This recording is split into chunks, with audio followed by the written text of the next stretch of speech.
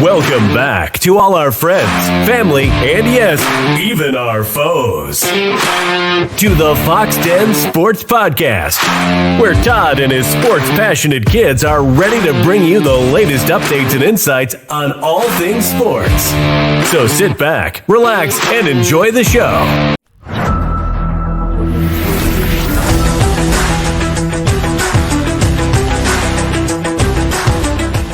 You're stepping into the Fox Den, where passion runs wild, takes run hotter, and the skulk rolls deep. I'm Todd, the Podfather, leading the charge with my crew of chaos. We got Kellen, the dog, sharp with the takes, but never backing down. We got Gannon, my youngest son, the engine of the den, bringing the energy, the heart, and the hustle every single week. Plus, you know him, you fear him, you love him, you might hate him, but it's the den's enforcer, Clay Banch McDonald, bringing the muscle and the mayhem every time we suit up. We're here to hunt down the biggest stories, tear into the hottest debates, and celebrate the savage spirit of sports. So let's get started, shall we? The Fox Den Sports Podcast. All right, fellas, here we go. Let's talk. It's been a lot of thunder action we're going to talk about today. Practically the whole podcast is going to be thunder, just giving everybody a heads up. That's what the big thing is going on right now. But I want to set the scene for everybody, all right? So we've had the Thunder have had 9 days off versus the 48 hours of rest for the Nuggets. With the Thunder's fresh legs of the Nuggets playoff rhythm take over in Game 1. So that's kind of what all is going to be going on. We're going to have, we're going to talk a little bit about an MVP battle, Westbrook's unexpected role, why this series might be closer than people think perhaps. So we're going to get right into it. So let me recap real quick how both teams got here. The Thunder swept Memphis with a dominant defense and a breakout final game from SGA. Swept the series 4-0. The Nuggets survived a tough 7-game slugfest against the Clippers. And I don't know if you guys remember this or not, but both teams exited last year in the second round. Do you remember that, Thunder? Yeah.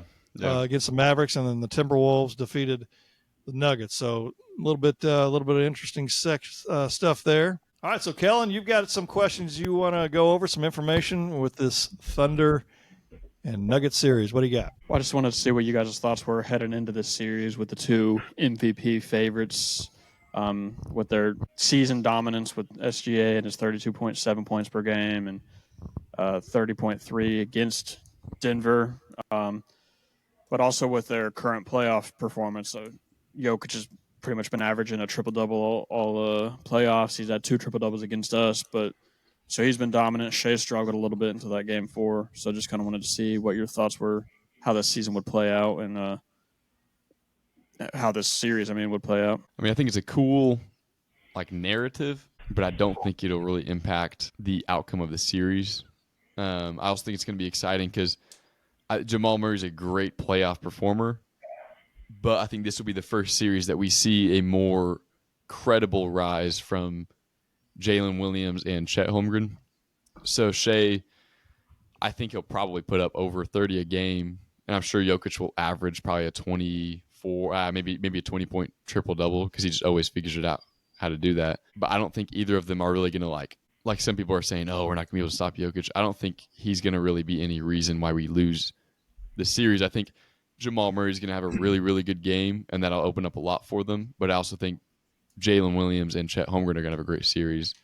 So I guess what I'm saying is it's a cool matchup, but the supplements of their teammates are really going to be what makes the difference. And how do you think? It's interesting that with Jokic, that he is literally statistic-wise, it may be his best season ever, and I think it is actually, but it's just weird how people vote when they come to these things. I could be wrong in saying this, but it seems like when Westbrook won it, LeBron had one of his most dominant seasons ever. Yep. And they still give it to Westbrook because people just have that voter fatigue, of tired of voting for LeBron. LeBron could win it every year, so let's give it to somebody else who had a career year, broke the record with the triple doubles and all that kind of stuff. And so I think that's what's going to happen with SGA is even though Joker's had a great season, there's no doubt the dude's unbelievable. they're just different players. He's going to have a little different. He's probably going to get a triple-double on us every single game just because that's what he does. But Westbrook also gets a lot of triple-doubles still as well, and that's just not SGA's game. But I agree with Gannon. I think he's going to get his average every game. Get back in it. The way I look at it is let him get it. Let him get his points. Let him get what he needs to get but let's shut down everybody else because I think he's going to get it most likely regardless anyway. So let's go ahead and make sure we're shutting down other teammates. I think they're only probably 16 players deep anyway total. I think our bench is going to play huge dividends throughout this series. So I mean, Jokic is probably going to get his. Shai obviously is going to should be, and probably will be announced as the MVP later on. I think it's later on this week, if I'm not mistaken. I think it'll be right before Game 2. Yeah, but how do you think that plays into the series? Like if one of them feels they deserved it and the other one gets it, do you think that changes the course of the series? I feel like both crowds are going to yell MVP when they're shooting free throws, no matter what. Yeah. So, and I think most years it would have actually an effect. I think this one is one of the few years that I don't even think it'll matter because I don't think Shai really does care. I mean, I don't think really Jokic even cares that much too. But that's a good point to raise that question. But it's funny because I think this is a very rare year that this would be set up, and it really doesn't have a change because neither of them really care that much. I don't know if you guys agree. I think Shai's been in the league for so long. I mean, I know Jokic kind of came on towards the end, and then you start realizing he averaged a triple-double throughout the whole entire season. But I think Shai's been ahead so long that I think that he's going to get this, and I think Jokic already probably knows it, to be honest with you, now anyway. I don't know if it'll make him any more hungrier. I just don't. If you got to wait for that to make you hungry, then maybe you don't need to be in the playoffs. Yeah. So what do you think? How do you think the Westbrook narrative is going to play out with him coming back to OKC? He had a big game 7, shooting pretty well from 3 all series, but also heard some people saying that he could have 7 home games this series. I got my opinions there. Go for it. Forget him. I know a lot of people are going to be all, I even saw some people on Twitter for Westbrook to get a ring, he's got to go through us. I'm like, man, and as nicely as I can say it, just I don't give a single care. I think the most that I'll be cool with, and I'm not the entire fan base, but I think the most that I'll be cool with is cheering the first time he checks in, or maybe the first time if he starts, I don't think he needs any cheers. And I know he expects everybody to cheer whenever he's introduced, and then for the rest of the series, it's done. That's what he said. It is. It's either when he checks in or when he starts and he introduces the starting lineup. Yeah, I mean, give him a couple claps, raise a holler or whatever. But after that, man, he's an opponent, and I do not care. I think he's going to have a really bad series because I think we're going to swarm him, and he's going to get. It doesn't matter if he's offense or defense, it doesn't matter if he's starting or sitting and coming off the bench. Our defense is gonna. I agree. We're gonna have somebody defending him that's not gonna allow. This is gonna be his worst nightmare of a defense across any point of his career. When Westbrook presses himself, it's when he plays bad, and that's what he's gonna do to try to beat us. Yeah. So he's gonna. I know he's been shooting in the 40% range for 3-point line, but he'll be low 30s by the end of the series. Well, was it you guys? What did he say before, or not before, but what were you guys saying before we hopped on? That he had said, I'm a force of nature. Oh, yeah, stuff like that. But he also said he could do all sorts of stuff. He said when he has the ball, he's going to pass. He's either going to get an assist or a turnover. He's going to shoot a 3. He's either going to make it or he's you're going to get a little bit of everything with me. I would love that. And I know you guys might be more fans of him than I am, but at this point, I'm totally moved on. I guess Dad, I know, probably ain't. No, I love him, but I still appreciate him. I've always wanted him to get a ring, but not this year because this is our year. So it's if it would have been a year or 2 ago, I would have been super happy. But he has to go through us. Mm-hmm. So that means if he gets a ring, one of the best teams we've ever seen in the history of basketball does not. And yeah. If he would have got the ring a few years ago when Denver won it, that'd be fine. That would be cool. I appreciate what he's done, what he did for the city. I personally, you guys know how I feel. I thought he was a little bit too much of a ball hog, and he was too. He's got one speed, and he just constantly went at that speed. And I thought he was just a little bit careless with the basketball, in my opinion. But I like what Clay said. I mean, he's going to try to do, I think, probably too much. That's what I'm thinking. And he's going to try to take over at some spots, and he's going to make some big time mistakes, especially with the defense that we play. That's just my opinion, though. I was about to say that same thing because you saw even just this last series against LA, he had a couple moments where he like decided the entire game, winning or losing, and I'm like, there's very few players who could do that consistently and pull it off against us. And I think I don't think it's him. You know what I mean? I think with the extreme highs and extreme lows he gets, we're going to limit those highs, and he's going to have quite a few of those lows, I think. And I know it's a cool narrative, and I'm a little bit more harsh because the people I talk to more and more about the Thunder, they're still like stuck on Westbrook, and I'm like, dude, like I said, I don't care. Just beat him. Cheer for him at the beginning. I think he'd rather us be competitive like that too. Well, sure he would. He's a competitor. Oh yeah, nothing wrong with that. 100%. So we tied the regular season series 2-2, and in both instances, or both teams on all four of those games, we weren't, I don't believe, 100% healthy on each of those. And our big win against them was early in the year, so you have to think about these things. But with how we ended this series with that much rest, and they're coming into this series with 2 days of rest, how do you think that's going to impact it? What do you think about that? I know Coach Mark's thoughts, but I want to hear y'all's thoughts first. I think regardless of what happens, they're gonna whoever wins, they're gonna say it's because the Thunder were rusty if they lose, or they're gonna say it's because Denver was tired.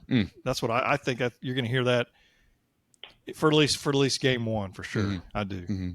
I personally think it'll go at least 5. I mean, definitely 5 games, maybe 6, perhaps. But the question is, you got 1,000 questions, but do you guys think we're going to be able to hold them to under 100 points a game at all? Or I don't think so. I'd say at least I think it's once. a little bit tougher. You think it'll happen once? Yeah, because all their players other than Jokic are hit or miss. Like Porter can be missing everything and shooting everything. Murray typically does well in the playoffs, but he's not that great of a player. He's just lights up in the playoffs, but he could have a bad game. Other than that, so like I could see one game, but it's going to be a battle. I think this will be a 6-game series. Yeah, I mean, and then you got people like Brown, or like he just started playing good recently. I mean, he has a decent season, but you're just like, those are the guys you just mentioned. 3 players, 4 players. That's their team. That you're like they're up and down. The only player's not up and down is Joker, and so if they all hit, we're going to lose. But same for us. If we all hit, we're going to smoke them. I just don't see them all hitting for 4 games. No. Out of 7 against us, there's no way. The biggest thing I noticed in those games, at least on the second 2, and I know they won one of those, but they were worn out by the end of the game. And they're going to enter the series worn out. Yeah. So if we're playing well and energetic, they can't. Like Jokic is going to be playing 40 minutes. Shai's going to be at 30 minutes, and he's going to go rest, and the bench is going to come on and keep raining down the threes and whatnot. So like, I think that's our biggest advantage is how deep our team really is. Yeah, and I know. Yeah, I think. Go ahead. No, you got it. No, I was just going to say, I think if Shai's on, it's over. I think. I mean, I think a lot of it comes down to him. I do think. You got Dub, you got Chet, you got. I think maybe somebody like a Wiggins can come on this series. I mean, if Dort hits 3 or 4 threes, Dort, game changer. And we're going to have some games that we're hitting it, and it. I mean, but that's my thoughts right now. Then all those guys go sit. You have Wallace, Joe, and Wiggins come out, and they can all drop 5+ threes on a good day if they need to. Like, and we also have Daigneault, who I don't know who their guy is. And I'm not busting chops on whoever it is, but I'm just saying we've got an experienced coach who's honestly, I think when it's all said and done, will be thought of as one of the better coaches in the league. I'm not saying in the history or anything, but I'm just saying for sure. I think he's one of the top coaches in the game right now. I just think with him being there, I think that's an added bonus for us as well. Well, and I know his thoughts on the rest are like in rhythm talk. He said at the beginning and the end, I believe, of the Memphis series, because both times we were like pretty quick games, rested for before the series or going into the second series. He said both times, like, he'd rather be rested like this than tired. Because if you're tired, there's nothing you can do about it. You got at least 4. You're hoping to make it as quick as you can, but it might go to 7. Right now, we've been probably chomping at the bit watching each Clippers-Nuggets game just ready to play these games.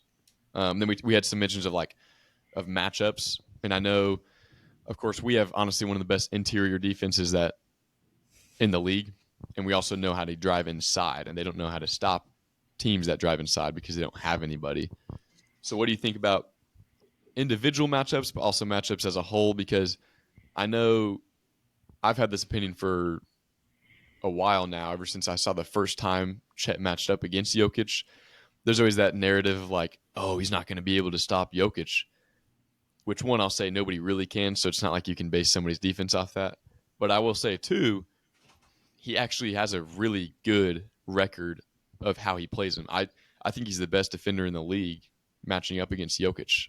And he's done a phenomenal job. And Jokic, like we talked about, he may get 30, 10, and 10, but he's going to work for that 30, 10, and 10. And there's not going to be one single possession where he gets a free, maybe free three-pointer if we sell the team matchup defense, but he's not going to get a free shot inside. I think he's going to get pinned on the backboard probably 2 or 3 times a game with how much tenacity we play with. And then there's other matchups like between the guards, or you could throw in Hartenstein too. But I think of it as 3. Like there's individual matchups, and then we kind of already talked about coaching matchup, but then also team matchup. How do you think we match up against them? I think on Joker we can run 5 guys at him. I mean, we probably will. Holmgren, Hartenstein, Williams, probably even both Williams. I mean, I think we could throw a Dort on him, throw a Caruso on him for possessions or 2. So when they try to screen and switch, we got it's fine people right there, and I think that it's he's better than all those players. But when you run 5 or 6 different guys at him, man, it's going to wear him out, and he's just he's definitely not some physical specimen, and so we may all get in foul trouble, but it's going to be a long series for him. When I just think matchups in general, he's really the only threat, because I would assume in my mind Dort's covering Murray, Shai on Brown, Williams on Porter Jr. Then you got, I would think, Chet on Aaron Gordon, who, depending on how Aaron Gordon's playing that day, could do a little bit, but he's not going to be a game changer. Then Jokic on Hartenstein. Like, I almost don't care who Jokic is going to score. But if we shut down the rest of the team, unless Jokic goes for 50 every game, it's not going to matter. Because then on the bench, okay, you bring either Caruso or Wiggins covering Westbrook, and then you have Williams covering DeAndre Jordan. Other than that, they really don't have they're not a deep team. So I don't even care. Like, put anybody on Joker, let him do whatever. If you shut everybody else down, he as good as he is, cannot do it alone. Nobody could. No. And that's also what's exciting, because I'm thinking about, you remember that Rockets Thunder series during Westbrook's MVP year? When he was on the floor, we were like a plus 50 whatever. And then like the 5 minutes in that he rested, we were like minus 100. It's not as bad as that. But I will say, I think that's going to be pretty exciting. When we see Jokic go to the bench, we're probably going to have... It's not always like that, but against our team, it very well could. Against our team, a team like us, we will capitalize, correct? Because we will shut everybody else down. I think so. We should shut everybody else down. Yeah, I think, like we've been saying the whole time, I think he's gonna get his, and we just shut other players down. On our side, if Shai can get his, you're gonna have Chet, J-Dub getting theirs. I'm interested in seeing at the end of the series how both benches, the scoring from both benches. That's what I'm looking forward to the most. And you may have it to where one of these teams gets a lot of points from the bench because one of the teams may be blowing them out, and they pull some starters and they play kind of like yesterday. Beyond, I mean, who was that? Kawhi, the Clippers in Houston. Who would they play? Dadgummit. Houston. I mean, yeah, Wolves. Yeah, Minnesota. Was it Minnesota? Kawhi played the Nuggets. Yeah, I'm sorry. I was thinking my bad. I'm still all over the place. What I'm saying is Denver, I mean, they pulled a lot of their starters early instead of fighting to win, which I thought was ridiculous. But they pulled a bunch of, keeping them in there. But what I'm saying is, let's say the Thunder, like that first game against Memphis, I'm not saying it's going to be like that, but if we blow a team out and they put in some different guys, and that could sway a little bit of points, but for the most part, I think it's going to come down to the bench, and I think our bench is just so much deeper, and I can't wait to see it. Not even close, yeah. All right, some things we're going to talk about. We kind of talked a little bit about the long layoff versus, Denver been able to sustain intensity through Game 7. Saw a stat today that when this scenario's happened in the history of NBA playoffs, when one team goes sweeps, goes 4-0, and their opponent goes Game 7, the team that swept prior to that is 14-1 in Game 1. Yeah. Wow. Yep. So if you remember last year, everybody was worried about this. Mavericks had to go 6 games, and we were in 4 games, so we had a long layoff, and we came out and played pretty good that first game. So tell me your thoughts on anything else you want to add that we hadn't talked about already about what you think may happen this Game 1. I think maybe the blackout, first. by the way. Oh yes. It took me a second. I didn't know what you said. I think the first maybe 3 minutes, it'll be kind of like you can tell it's been a couple days since we played, because that's what happened with Memphis. The first, I think, 6 minutes, it was kind of like I'm ready to see some action. But I think after max 2-3 minutes, we're gonna tear it up, and they're not gonna know how to react. So I think we're gonna come out guns and blazing. Yeah, I think look at it early. I think we should dominate. We may have some shooting mishaps early on, but I think once we start getting into the flow of the game, I think it's going to be on, and I think we're going to continuously rotate the bench out, and those guys are going to they're going to play 40 plus minutes a game, probably, if not more. They're going to be worn out, but I expect us to come out on fire, have a lot of intensity, a lot of energy, and I expect to see a victory tonight. Mm-hmm. Mm-hmm. I expect it to maybe take a minute to get rolling on offense. I hope we go out on fire, but maybe a minute to get rolling on offense. But I think our defensive energy will keep it close, probably 2-3 point game at the end of the first quarter. But I think we play better the second quarter, third quarter, and I think halfway through the third we have a little run. And I think by the end of it, they're just worn out because they have less rest, and we're just a younger team in general with so much energy, and none of our guys have to play a whole lot of minutes if we don't want. So I expect a win as well. I'm not going to disrespect the Nuggets. They are a great team. All right, so it looks like we're 4-0 for the Thunder tonight. So I'm going to ask you 2 questions. How much do we win by? I don't care about a score. How much do we win by? And what is one thing you're most excited to watch in this series? MVP race, bench scoring, the inside presence, how much we can hold Joker down. I always call him Joker. I get the names mixed up. I'll just call him, Nikola. And all right. So, all right. Gannon, you're first. You want to answer both? Yeah, answer both. I think we'll win tonight by 17. And what I'm super most excited to see is, like I mentioned earlier, Jalen Williams and Chet Holmgren continuing this playoff stretch of improving. I had super big frustrations with Williams specifically coming into the playoffs when reflecting on last year's playoffs. And I think last series gave me so much, confidence in them for the entire playoffs. I think they're both going to have an incredible series. And I think Chet's stat line may not always look the most packed, but I hope that never becomes a conversation, because if you watch the games, I think he's going to have a phenomenal series. And I'm excited to see them too. I mean, honestly, Williams and Chet were the best players of the series almost every game. It was only 4 games, but best player of those first 3 games. So I'm excited to see them do that again and continue doing that level of play. So even if Shai puts up 30, 5 and 5, he's got those guys right behind him.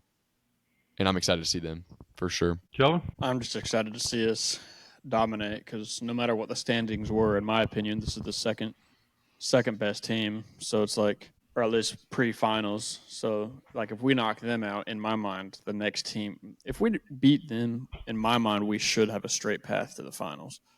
So it's just to play them early, to me, the faster we beat them, the better. So because I don't go into Game 7 with them could wear us out for the next series. But I want to see us dominate one of the better teams. I think probably Nuggets are fourth best team in all the NBA, maybe even third. I think they might still be better than the Cavaliers. I'm not sold on them. So I just want to see us beat a really good team because I would have been mad if we didn't sweep Memphis. Memphis was nobody. So I think this will prove a lot if we can beat this team. All right, Gannon said 17. What's your thoughts? 18. 18. All right, Todd? I think it's be a little bit closer. I'm going to say the Thunder win by 9. I think it'll be a little bit closer. I think we'll have a big lead towards the end of the game. I think we're favored by 10.5 last I checked. But I do think that it'll be a little bit tougher at some times. What I'm looking forward to the most is Alex Caruso.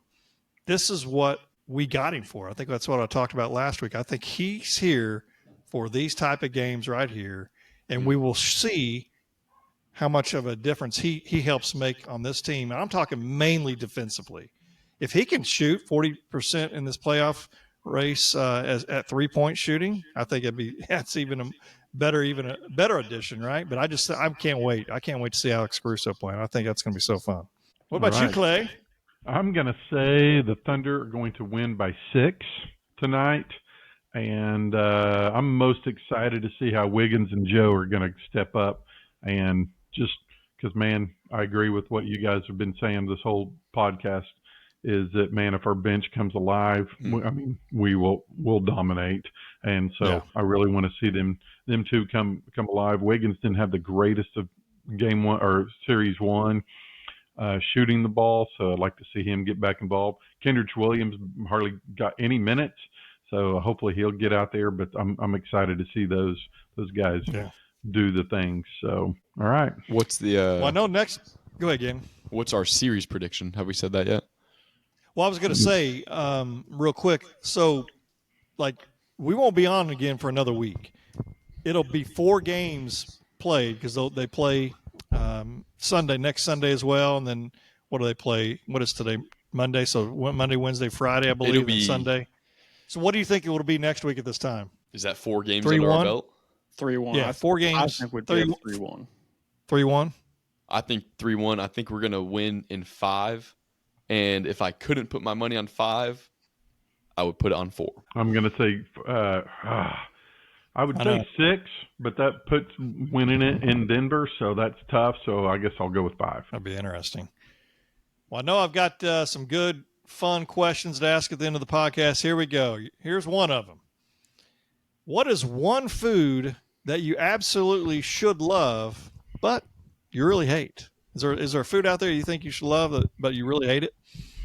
Food or drink? I wouldn't say hate, but I'm not a big ham guy. You don't like ham? Okay. I like ham. I like ham. I like some ham. I'm going to say sweet potatoes. Yeah. I'm not a fan of sweet potatoes, but I feel like that would be something that I would be a big fan of. That's a good one. Ma puts those that cinnamon type with pecans or whatever on it. I can eat it that way, but that's I think the only way I can eat it. Love me. I had one for last night for dinner. I think Clay, you had one for last night for dinner, right? Sweet potato. Yeah. I did. Callie likes sweet potato fries. Ooh. See, yeah. Clay, what about you? Man, Clay just likes them all. I'm going to say this is kind of a weird thing. I'm just going to say it because it's really, really good for you. But I don't like them, and that's beet. That's like one of those things that everybody says, man, you should really eat. That it does. It's really, really good for you in so many ways. But man, I just can't eat them. Yeah. If you're talking food, it'd be bananas. I can eat banana cream pudding, but I can't just eat a banana. I can eat it, but I don't really care for it. Really? Drink. Wow. I wish I liked iced tea. I don't like iced tea. I wish I liked it. I can't stand iced tea. It just tastes horrible to me. And I wish I drank it. And for the audience, you don't like sweet tea either, right? Because no, I think iced tea is fair to not be the big fan of, but sweet tea, I'm like, man, sweet tea is pretty good. Kellen, do you like sweet or unsweet? Prefer sweet, but I'll drink both. Yeah. As long as it's iced. I don't like hot tea. I wish I liked hot tea. I wish I liked all kinds of tea. What food did you say? Me? You talking about me? You said I tea. said Yes. banana. Oh, Banana. banana. Oh, you don't like bananas? I eat probably a I mean, banana a day. I can eat one, but it's just it's not my love. I can't. I don't love it. I figured you'd say onion. He Well, is no, pure I'm hatred for glad that. I He don't doesn't want like to like onions. that. Let me explain something to you, folks. He does No like onions. onions. He just doesn't like the bread. Smell like. No, it smell doesn't like mean you have to like them. It's just saying that that's just something that most Nah. people like, and you don't like them. I don't like them. I hate them. All right, last question. We'll start with Gannon, then Kellen, then Clay. Then I'll end up, and then we'll be done. What's something you believed strongly 5 years ago that you've completely changed your mind about? Whoa. I'll ask that one more time, so everybody understands. I know exactly what I'm going to say. What's something you believed strongly 5 years ago that you completely changed your mind about? I know what I'm going to say, and I have a feeling somebody's going to say it before I get to it. Can we pause this And for if a you second? try- I got to think about this thing. Holy cow. Who's got one ready? Clay? Yeah, I got one ready. Go for it. What I thought was going to happen 5 years ago that I don't think is going to happen now, is that the question? Yeah, but something you thought, you strongly believed in, Yeah. but now I you strongly believed 5 years ago that OU football was going to win a national championship, but I don't believe that will ever happen. ever? Not in my lifetime. Wow. Wow, How long are you dude. expecting to live? Yeah, Hopefully another 3 or 4 years? 30 or years. like 40? 30. Daggum, I want 40. I'll take 40. If I could lock in 40 right now, I would. That's just what I just don't. I'm just not, man. I just don't get a good feeling. Ooh, I got to get one.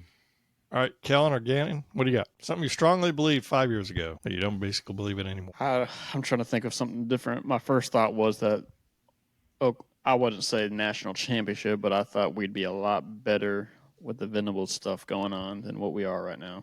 I thought we'd be at least an elite program, and It's that's coming. not been the case. It's I thought coming that back. 1 year ago. It's going to come back. Gannon? I think I would have to say 5 years ago, I thought Michael Jordan was the best basketball player of all time, but I think that's changed. Okay, let's Shai hear it. Who? Gilgeous-Alexander. Yeah. In joking. one sentence. Now, this is a whole topic for a summer podcast, but in one sentence, Okay. I would take 20 years of a minimum top 5 player in the league, most years top 1, over a decade of top 3. That is true. 5 years ago, I thought the 1995-96 Bulls were the greatest team of all time, and I strongly believe that this might be the greatest team you've ever. If we win the championship, we are. I think this That is the would best be an team we've ever interesting seen. game. I can tell you that, but I just I think think the we'd Bulls beat are them. too strong.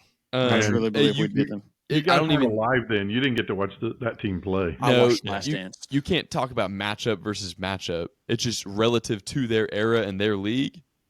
That's the question. But I and think I think matchup if we to won it matchup, I all, think it would be an incredibly interesting game. I agree with one of you that we would said smoke them.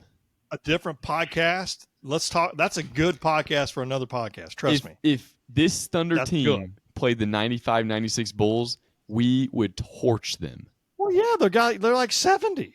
I'm saying both in their primes, both on their game, they would not know what hit them. And I think that's actually more common. I think a lot of teams in the past decade And I don't would do care that. if you play by their rules or our rules. If we get to go by their rules and we get to play a more physical defense, If you play, okay. Oh, but if they have to go by our rules, we're we would torching. take we've got advantage of okay. it.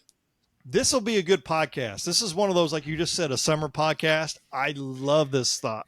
That's going to be put on the back burner I because I want to agree be with on. you. Make sure I'm invited to that one. Yeah, Quote me Yes. for this. Be right ready. here. We have 12 more games. When we finish those 12 games, we finish an entire sweep of the I hope playoff you're right. series. I hope we win it all. I agree with you, but nobody's beating Jordan. Ain't beating Jordan. Were you going to say Yeah, something else, Gannon, before I went? I mean, there's a bunch, but it would just turn into its own podcast. Let's we need to curb it. We would beat them in 5. Okay. All right. They're like 70-something years old now, so yeah, it may be tough. Or 60 maybe years 5 old. minutes. Yeah. You guys act like they're All right. like, yeah, never mind. All right. Here's what I'm going to say. I don't even know what the daggum question was now. What did I ask? Oh, What's 5 years something ago. 5 years ago at this time? I thought. Go ahead. Say what was that? What's something 5 years ago at this time that you had an opinion about that you no longer have? I thought Lincoln Riley was one of the best coaches. Ooh, I that's a good thought one. that he was going to be here because he was younger. I figured he'd be here 17, 18 years like Stoops was or Switzer and all that. I figured he'd be here. I didn't think he would ever leave especially, maybe NFL, maybe like a Dallas Cowboys, like one of the bigger branded teams, but not USC. I was like shocked when that that's happened. A good one. So that's basically honestly what I thought. So that's what I thought. That's a good one. All right. So thanks everyone. It's been another action-packed ride inside the Fox Den. I want to remind everybody that iron sharpens iron. So keep pushing yourself to be the absolute best version you can be. Please stay safe, stay focused, take no days off, be savage and not average, and don't forget to join the Skulk. And also, you can run with the Fox family. There's one other thing we got to remind everybody on, Kellen. Stay thirsty, my friends. That's right. Until next time, for Clay, the bench, the dog, little G-Mac, I'm Todd Fox. Your pod daddy. What was it? Podfather.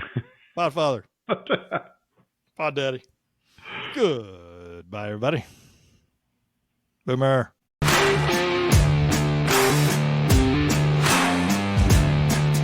Thank you for listening to the Fox Den Sports Podcast. Be sure to subscribe for free to our YouTube channel, Fox Den Sports.